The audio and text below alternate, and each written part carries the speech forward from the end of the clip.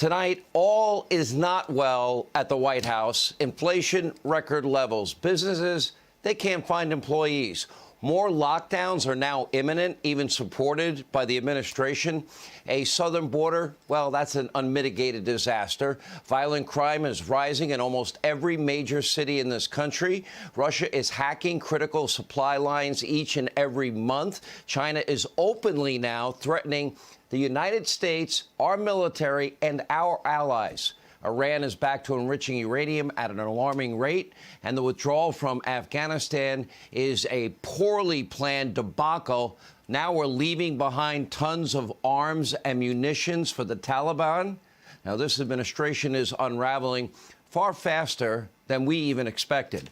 And worst of all, no one knows who is in charge. As we told you earlier in the week, 57% now of Americans, they see what we've been talking about and few others have, and that is, and by the way, 58% of independents, even a third of Democrats see it, and so does America's enemies. The one thing that most agree on, it's definitely not Joe Biden running the show. And today, yet again, he struggled to get words out during his one and only publicly scheduled event. Such a tough schedule he has. Take a look.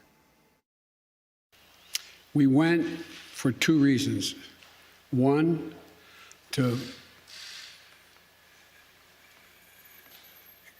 bring Osama bin Laden to the gates of hell, as I said at the time.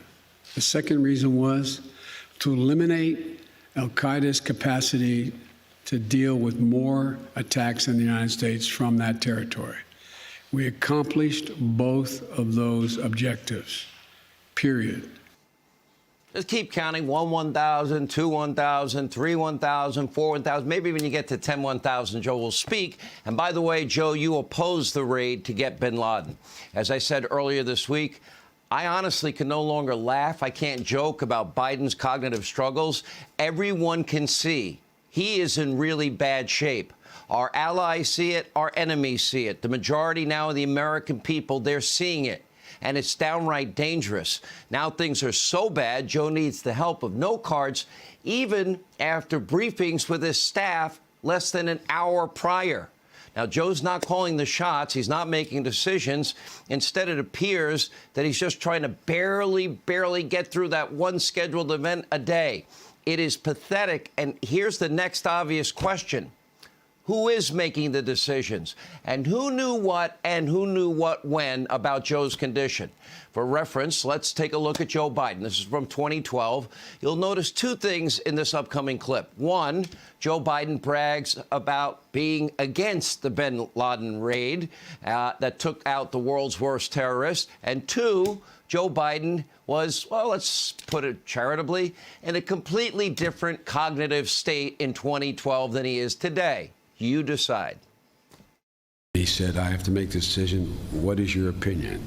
He started the National Security Advisor, the Secretary of State, and he ended with me. Every single person in that room hedged their bet, except Leon Panetta. Leon said, go. Everyone else said, 49, 51, this.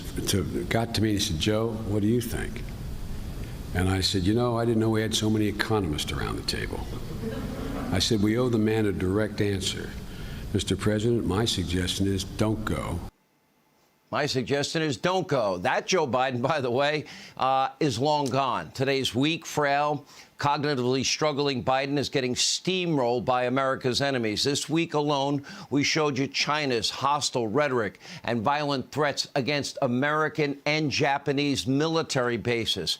China now openly talking about reunification with Taiwan, warning of dire military consequences if America dares to help our ally. Now, we covered many in the latest cyber attacks from Russia. We covered Iran's new uranium enrichment program. We showed you how Russia and China, they have now aligned themselves and teamed up to supply the Iranians so they can fight their proxy wars all over the world, the #1 state sponsor of terror. Clearly, none of these hostile actors fear or respect Joe Biden. Neither does the Taliban. As America withdraws now forces from Afghanistan, we have Taliban extremists. They are moving in quickly.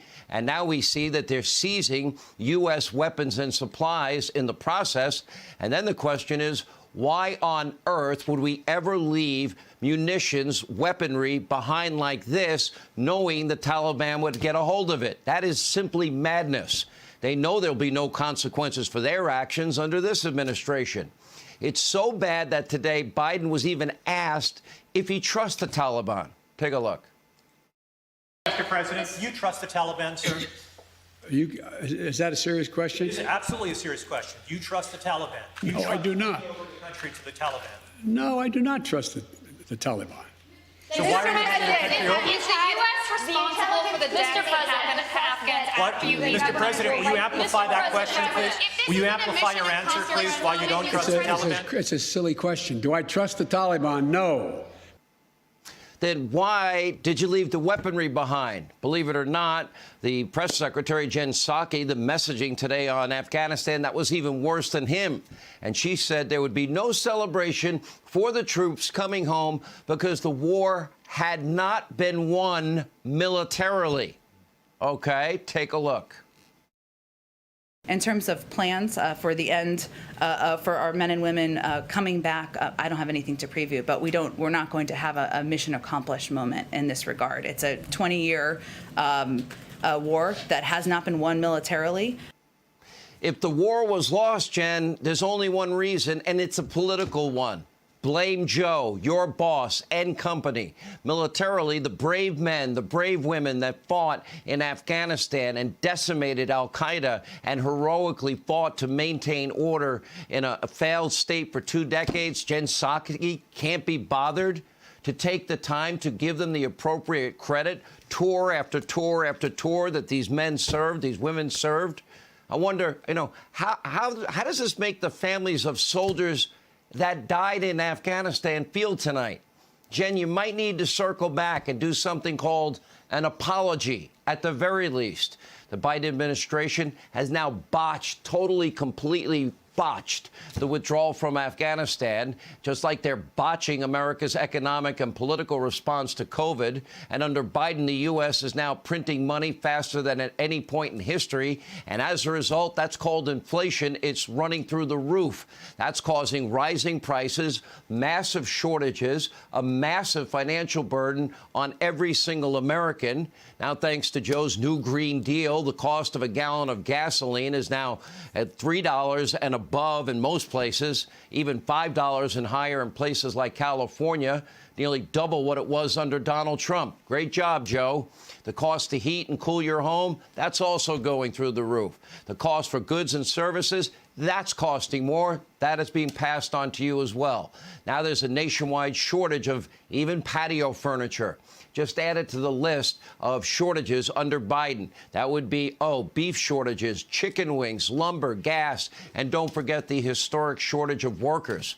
And thanks to the administration's generous, never-ending shutdowns that are draconian and their handouts, employers cannot find workers anywhere. There are right now 9.2 million job openings in the United States. That would be an all-time high. The restaurant industry, as if they weren't hurt enough during the draconian shutdowns, they're probably suffering the most. According to one report, a third of the industry's workers, they're refusing to return to work. Large cities are also having a hard time hiring police. Oh, shocker. After local national Democrats have spent more than a year vilifying the police and stripped their budgets, defunding, dismantling, reimagining law enforcement. Many police departments are operating now reduced capacity, and those that are working, they're kind of afraid to do their job because they know they won't get support from their leaders, their elected officials. And can you believe it? Oh, what a shock. As a result, violent crime is now spiking in all of these cities. It's so bad that some Democrats are trying to pretend that it's Republicans that are responsible for the defund the police movement. Others are just doubling down on their defund dreams. Take a look.